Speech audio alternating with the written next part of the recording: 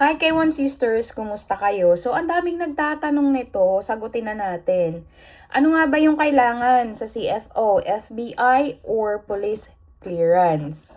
Nung time po na nag-CFO ako, ang dala ko lang is FBI clearance. And okay naman po, on the spot, nakuha ko yung aking CFO certificate.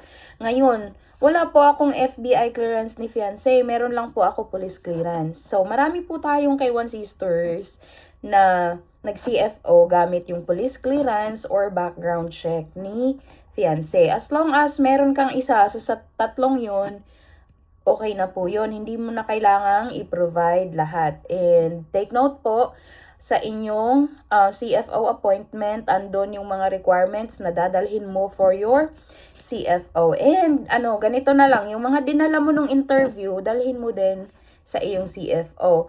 And ilalagay ko po pala sa comment section yung link kung paano kumuha ng FBI si fiancé nyo.